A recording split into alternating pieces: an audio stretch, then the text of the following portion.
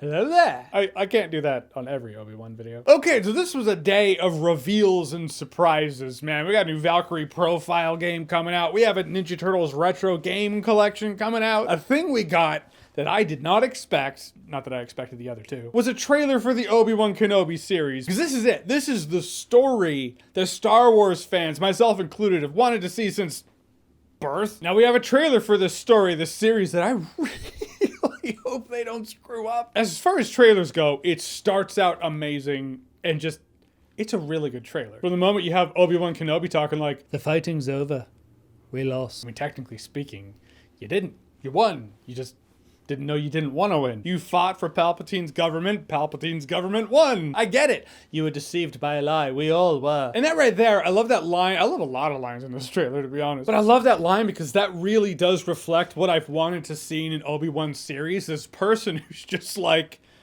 we lost. I lost my world. Not just my world. I trained the guy who became one of the guys who destroyed the world. I'm not saying planet, I'm saying world. World can encompass an entire galaxy when the galaxy is all interconnected as it is in Star Wars. And the moment that Duel of the Fates hits, that like, oh, and you see Lucasfilm and it blows away like sand. I was like, oh, okay, great music choice. Great music choices in this trailer. Duel of the Fates really kicks it on. That's getting a lot of the conversation, but Battle of the Heroes from Revenge of the Sith, that's also in there. Duel of the Fates starts it out. The crux of the trailer, the meat and bones of the music is Battle of the Heroes. It looks like we're getting more space adventure than I ever asked for an Obi-Wan series that takes place in this time frame. More Inquisitors, lasers, space battles. We know, I mean, Obi-Wan and Vader are probably going to clash in this movie. So in the meantime, we have Inquisitors, and I kind of have a love-hate relationship with Inquisitors. At first, I totally get it, because it's like, no one in Star Wars Rebels can take on Darth Vader. It's just impossible. But we need lightsaber fights. All right, Inquisitors. Grand Inquisitor,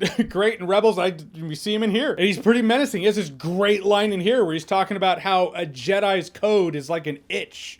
They can't help it. So, you know, just torture people and we'll bring the Jedi out of hiding and then we just kill them. That's some pretty sinister shit. I love that. But I got to the point where every time I would see an Inquisitor do something, I felt like it was screen time. I could have seen Vader do something. Vader's out there being like big boss, just has this Fulton system like, okay, you want to work for me? Great. Boom.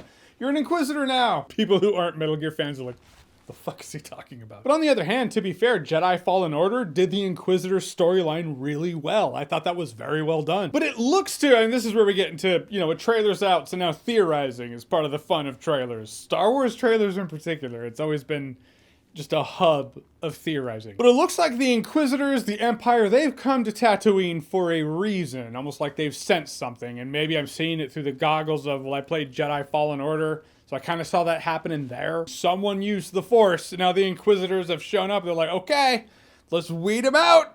Let's kill them. The only thing is, if that be the case, if that's what brings them there, if that's why they are on Tatooine, I'm not entirely convinced it was Obi-Wan. I'm not entirely convinced it wouldn't be Luke. Well, let's face it, that'd be kind of interesting, wouldn't it? Like Anakin Skywalker when he was racing pods, he was really good at pod racing because he was at the subconscious level using Jedi reflexes, though he didn't know what it was, he didn't know what he was doing, he just had good reflexes. I could see something like that happening with Luke, where Luke just subconsciously, I don't know, he does something. Bullseyes his Womp Rats with his T-16. And maybe he's a little young to do that, but I mean, it's Tatooine. That planet's not exactly up to code. It's not exactly the safest place in the galaxy. I'm sure kids start bullseyeing their Womp Rats at age 3. It'd be interesting to see if the Inquisitors show up because they sense the Force being used and whether or not that was Luke. And that would answer that question. The question of why is Uncle Owen such a grumpy dick in A New Hope? I could see it being a case where he's like, dude, we took this kid in because I was his uncle. I felt like it was the right thing to do. Then he moved a grain of sand on the ground with his mind, and now these super evil space wizards are coming trying to kill him. You know what, Luke? Guess what?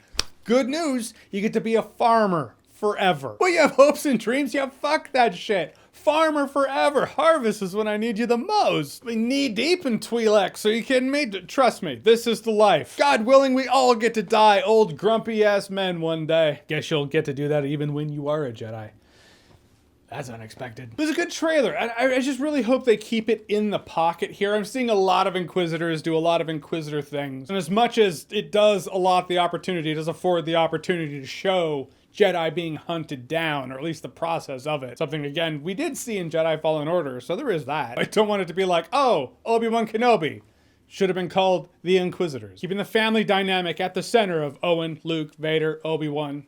Obi-Wan's family. Keeping that family dynamic at the center, using the Inquisitors to basically get it churning, but not having the Inquisitors hijack the series. That'll be the test right there. That's where balance comes in. So we'll see what happens, but I had to do a video on this because thus far, that Obi-Wan Kenobi trailer, that was a great trailer. Like, the biggest question I have on my mind in this trailer is, does that Inquisitor know that that is her boss's stepbrother? All right, so the Obi-Wan Kenobi trailer, have you seen it? What did you think about it? Are you looking forward to the Obi-Wan Kenobi series? Do you have faith in it? Whatever you think, comment below, let me know. And as always, if you like what you've seen here and you want to see more, click right here to see more.